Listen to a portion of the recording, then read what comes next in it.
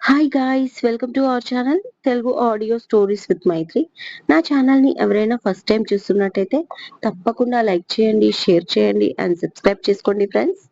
అగ్నిసాక్షి ఓ ప్రేమ కథ పార్ట్ 91. ఇక స్టోరీలోకి వెళ్లే ముందు ఇంకో 2 ఎపిసోడ్స్తో ఈ సీరియల్ ఎండ్ అవుతుంది. సో నెక్స్ట్ ఏ సీరియల్ వస్తుందో దాని గురించి చిన్న వీడియో చేశాను. అది కంప్లీట్ అవ్వగానే స్టోరీలోకి వెళ్ళిపోదాం ఫ్రెండ్స్. హాయ్ అండి, welcome back to my channel Telugu audio stories with Maitri. Hi listeners, అందరూ ఎలా ఉన్నారు? నేను బాగున్నాను. మీరు ఎంతగానో ఆదరించిన సీరియల్ అగ్నిసాక్షి ఒక ప్రేమ కథ కంప్లీట్ కాబోతుంది 2 days లో. నాకు చాలా బాధగా ఉంది, సేమ్ టైం అంతే హ్యాపీగా ఉంది. ఎందుకంటే నేను ఫస్ట్ టైం రాసిన స్టోరీ ఇది. మీకు నచ్చుతుందో లేదో అని మొదట్లో చాలా భయపడ్డాను, కానీ కాన్సెప్ట్ మీద ఉన్న నమ్మకంతో మీ ముందుకు తెచ్చాను. నేను అనుకున్న దానికంటే ఎక్కువే మీరు ఆదరించారు, ప్రేమించారు ఈ సీరియల్ ని. అందుకు మీ పేరు పేరున అందరికీ ధన్యవాదాలు. ఈ స్టోరీ రాసే టైంలో నాకు రైటింగ్ పై పెద్దగా అవగాహన లేదు. నా ఊహల్లో ఉన్న ఒక సింపుల్ లైన్ ని తీసుకొని స్టార్ట్ చేశాను స్టోరీని. నిజానికి నా రైటింగ్ లో చాలా వరకు మిస్టేక్స్ ఉన్నాయి, కరెక్షన్స్ కూడా ఉన్నాయి. అయినా మీ ప్రేమ ఆదరణ ఏమాత్రం తగ్గలేదు. కాబట్టి లైక్స్, కామెంట్స్ ఇంకా సబ్స్క్రైబ్ రూపంలో నాకు ప్రతిరోజు అందుతూనే ఉన్నాయి. అందుకు నేను చాలా సంతోషపడుతున్నాను. ఇంకా మరో 2 రోజుల్లో ఈ స్టోరీ కంప్లీట్ అయిపోతే ఈ సీరియల్ రీప్లేస్ చేస్తూ మరో కొత్త సీరియల్ మీ ముందుకు వస్తుంది. అది నా ప్రేమ నువ్వే. నా అన్ని సీరియల్స్ ని ఆదరించినట్టుగానే ఈ లవ్ స్టోరీ ప్లస్ ఫ్యామిలీ డ్రామాని కూడా ఆదరిస్తారని కోరుకుంటూ, మీ అభిమానం నాపైన ఇలాగే చూపెడతారని నమ్ముతూ, మీ మైత్రి. ట్రాఫిక్ కంట్రోల్ రూమ్ నుంచి వచ్చిన క్లూ తోటి సిటీ అవుట్స్కట్స్ దాటింది చైతన్య కార్. అతనితో పాటు అతని పక్కన పోలీస్ ఆఫీసర్ కూడా ఉన్నాడు. మరొక 4 డిపార్ట్మెంట్ వెహికల్స్ ఇంకా ఒక అంబులెన్స్ కూడా వాళ్ళని ఫాలో అవుతున్నాయి. కార్పొరేటర్ భూషణ్ కొడుకు Subhash the car guest house కూడా వాళ్ళదే అని భూషణ్ కి ఇన్ఫర్మేషన్ వెళ్ళింది. అతను కూడా ఆన్ ది వేలో ఉన్నాడు చైతన్య అని ఫోన్లో మాట్లాడిన ఆఫీసర్ చెప్పాడు. కోపంతో కళ్ళు ఎర్రబడ్డాయి చైతన్యకి. రాని నా కొడుకుని ఆ రోజు పోనీ కదా అని వదిలేసా, ఇప్పుడు వదిలేది లేదు. తండ్రి కొడుకుల్ని కాల్చి పడేస్తా ఆవేశంగా అంటూ చైతన్య కారు స్పీడ్ ఇంకా పెంచాడు. మత్తుమందు ప్రభావం తగ్గడంతో భారంగా కళ్ళు తెరిచింది. తల తిరుగుతున్నట్లుగా ఉంది వేదకి. ఒక క్షణం తన ఇంట్లో ఉన్న ఫీలింగ్ తోనే అలాగే బద్ధకంగా కళ్ళు మూసుకుంది. బట్ అప్పుడే తన బ్రెయిన్ లో ఏదో ఫ్లాష్ అవ్వగానే చటుక్కున లేచి కూర్చుంది. చుట్టూ చూసింది. మత్తు వదిలించుకొని వేద. ఏంటి, నేను మళ్ళీ ఇక్కడికి వచ్చి పడ్డాను? ఒక నిమిషం భయంతో ఒళ్ళంతా చెమటలు పుట్టేశాయి. ఎందుకంటే ఫస్ట్ భూషణ్ కిడ్నాప్ చేసినప్పుడు తనని ఇదే రూమ్ లో లాక్ చేశాడు. ఎవరు నన్ను బంధించింది? దయచేసి వదిలేయండి. నా చైతన్యకి తెలిస్తే ఊరుకోడు. మిమ్మల్ని అందరినీ చంపేస్తాను. మీ మంచి కోరి చెప్తున్నా, నన్ను వదిలేయండి ప్లీజ్ అంటూ అరిచింది. కానీ అక్కడ వినేనాథుడే లేడు. చైతన్య, నువ్వు వస్తావు నాకు తెలుసు, కానీ మీరు వచ్చేలోపు వీళ్ళు నన్ను ఏం చేస్తారో. బహుశా ఈసారి చంపేసి ఉండొచ్చు, కానీ నా బిడ్డ అని కడుపు పైన చెయ్యి పెట్టుకుంది.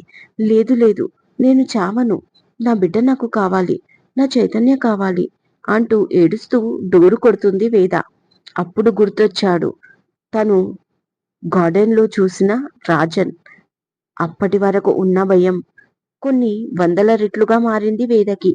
వెంటనే లోపటి నుంచి డోర్ లాక్ చేసుకుంది ఏడుస్తూ. రాజన్ అంటే అంత భయం తనకి. నేను వాడి చేతిలో పడ్డాను, ఇక నేను బతకను అంటూ బెడ్ దగ్గర కింద కాళ్ళు ముడుచుకొని కూర్చుంది. ఇక తన ప్రాణాలపైన ఆశ వదిలేసుకొని ఏడుస్తూ వేద. సరిగ్గా అరగంటకి ఎవరో డోర్ ఓపెన్ చేయాలని చూస్తున్నారు, కానీ అది రావడం లేదు. తను భయంగా వెనక్కి జరుగుతూ గోడని అతుక్కొని కూర్చుంది వేద భయంతో. కాసేపటికి డోర్ లోపల నుంచి లాక్ చేసుకుంది అనుకుని, జ్యోతి, డోర్ తీ జ్యోతి, నిన్నే జ్యోతి, డోర్ తీ అని అరుస్తున్నాడు చాలా సీరియస్ గా రాజన్. అతని గొంతు విని వణికిపోయింది వేద. మరొకసారి వాడికి బలి కాబోతున్నట్లు అనిపించింది.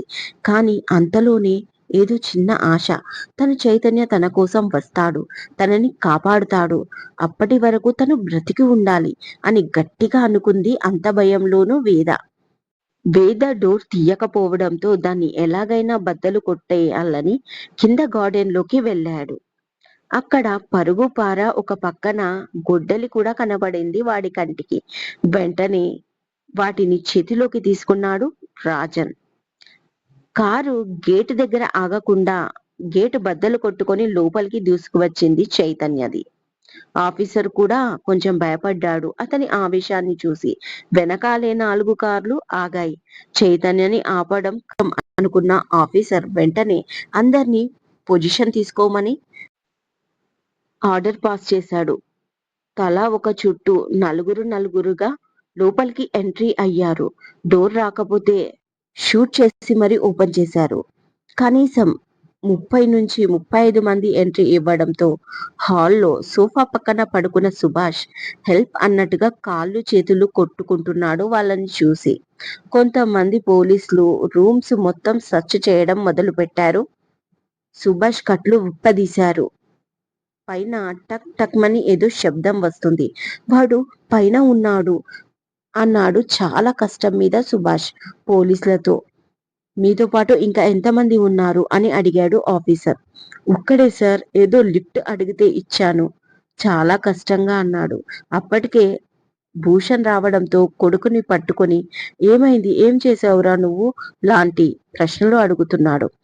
ఆఫీసర్ కష్టం మీద చైతన్యని ముందుకు వెళ్ళొద్దని ఆపాడు. కానీ చైతన్య తన షర్ట్ వెనకాల హిప్ దగ్గర దాచిన రివాల్వర్ చేతిలోకి తీసుకొని ముందుకు కదిలాడు. నో చైతన్య అంటూ ఆఫీసర్ నెమ్మదిగా మెట్లు ఎక్కుతూ చైతన్యని కేర్ఫుల్ గా ఉండమని, తొందర పడొద్దని చెప్పాడు. అందరూ ఒకే పక్క నుంచి నడుచుకుంటూ పైకి వెళ్లారు. వెళ్ళేసరికి రాజన్ చేతిలో ఒక గొడ్డలి. అది పట్టుకొని డోర్ ని పగలగొడుతున్నాడు. ఒక రకమైన కసితో కొడుతున్నాడు డోర్ ని. కనీసం ఎవరు వచ్చారో లేదో కూడా గమనించట్లేదు. అదో రకమైన ఉన్మాదం అతన్ని ఆవహించింది. జ్యోతి జ్యోతి అని అరుస్తూ గట్టిగా కొడుతున్నాడు డోర్ ని రాజన్.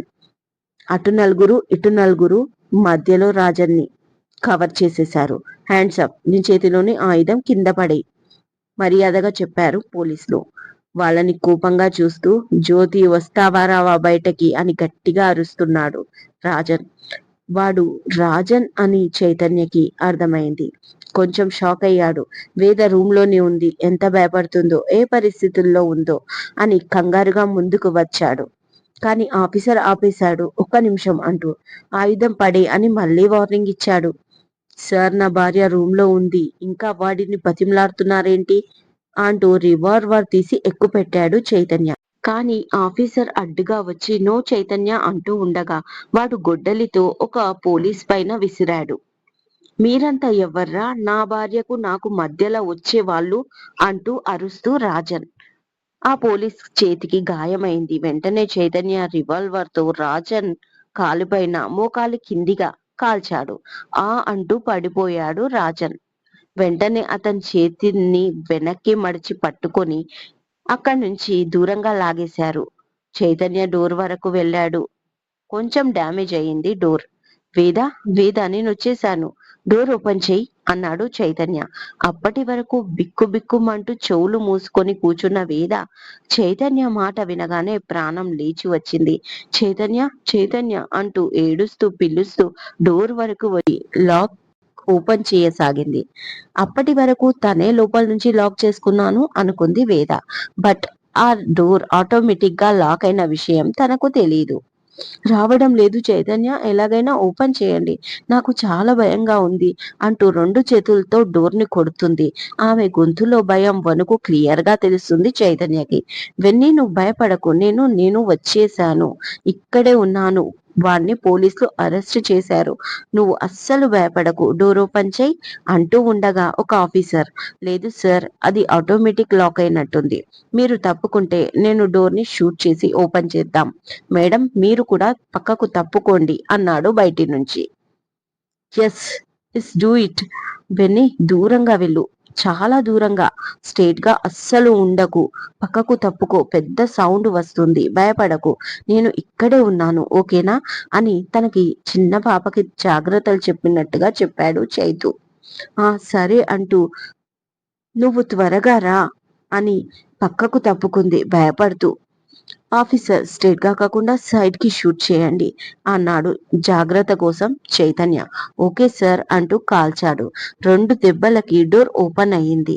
వెంటనే చైతన్య లోపలికి వెళ్ళాడు. బిక్కు బిక్కుమంటూ నించున్న వేద చైతన్యని చూడగానే పరిగెత్తుకుంటూ వచ్చి హత్తుకుంది. చైతన్య కూడా తనని చుట్టుకొని, నీకేం కాలేదు కదా, నీకేం పర్వాలేదు కదా, నేను వచ్చేసాను, భయపడకు అంటూ ముఖమంతా ముద్దులు పెట్టాడు. నీకేం కాలేదు కదా అంటూ ఒళ్ళంతా తడిమి కడుపు పైన చేయి పెట్టాడు. తను ఏడుస్తుంది తప్ప మాటలతో ఏమీ చెప్పలేకపోతుంది.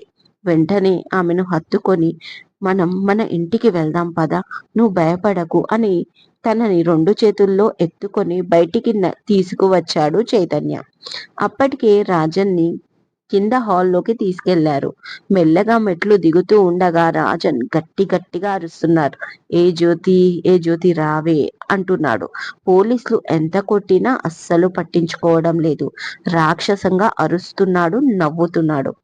అతని సౌండ్ విని చైతన్య మెడ చుట్టూ చేతులు వేసి ముఖం మెడవంపున దాచుకుంది భయంతో. ఫేస్ కనపడకుండా, అతన్ని చూడకుండా వేద. అంతలో భూషణ్ వచ్చి, చైతన్య, నా కొడుకు తప్పేమీ లేదు, వాడే ఏదో మాయ చేశాడు, నా కొడుకుని వదిలేయమని చెప్పు, ఇప్పటికే చాలా దెబ్బలు తిన్నాడు అన్నాడు వేడుకుంటూ. నేను తర్వాత మాట్లాడతాను అంటూ బయటికి నడిచాడు చైతన్య వేదని ఎత్తుకొని. ఏ జ్యోతి, వెళ్ళిపోతున్నావే, నీ చావు నా చేతుల్లో ఉంది. నీ బిడ్డ పుట్టక ముందే నిన్ను, నీ బిడ్డని అని అంతే. మరుక్షణం అతని గుండెలో దిగింది బుల్లెట్. ఆ తర్వాత అతని తలపైన, ఆ తర్వాత షోల్డర్, టోటల్ బాడీలో 6 బుల్లెట్లు దూసుకుపోయాయి చైతన్య బాడీలోకి. నేలపై కూలిపోయాడు రక్తపు మడుగులో. చూడు వెన్ని, వాడు చనిపోయాడు, చూసావా, ఇక వాడు ఈ లోకంలో లేడు, నువ్వు భయపడకు అంటూ రివాల్వర్ ని సోఫా పక్కన కూర్చున్న సుభాష్ మీదికి ఎగిరేశాడు చైతన్య. సరిగ్గా అది సుభాష్ చేతిలో పడింది. మీకు తెలుసు కదా కేస్ ఏం రాసుకోవాలో, వీడు మళ్ళీ నాకు బయట కనపడకూడదు, బతికినంత కాలం జైల్లోనే అన్నాడు ఆఫీసర్తో చైతన్య. ప్లీజ్ చైతన్య, వద్దు, లిఫ్ట్ మాత్రమే ఇచ్చాడంట, వాడికి ఏమీ తెలీదు చైతన్య, మళ్ళీ మీ జోలికి రావద్దని నేను నచ్చ చెప్తాను చైతన్య, నాకు ఒక్కనొక్క కొడుకు అంటూ ప్రాధేయపడ్డాడు భూషణ్. అరే చుప్, వాడికి ఏం తెలియకపోతే పోలీసులకు ఇన్ఫర్మేషన్ ఇచ్చేవాడు, లిఫ్ట్ ఎందుకు ఇస్తాడు, ప్రతిసారి వదిలేస్తాను అనుకుంటున్నారా, నీ కొడుకు మెంటాలిటీ నీకే బాగా తెలుసు, నిన్ను కూడా ఈ కేసులో ఇరికించలేదు, దానికి సంతోషించు అంటూ వేదని 2 చేతుల్లో మరోసారి ఎత్తుకొని బయటికి నడిచాడు చైతన్య. ఇదండి ఇవాళటి ఎపిసోడ్. ఈ ఎపిసోడ్ మీకు నచ్చినట్టు అయితే నాకు కామెంట్ లో చెప్పండి. అలాగే లైక్ చేయండి, షేర్ చేయండి, సబ్స్క్రైబ్ చేసుకోండి నా ఛానల్ని. మరో మంచి ఎపిసోడ్తో మీ ముందు ఉంటాను. మైత్రి.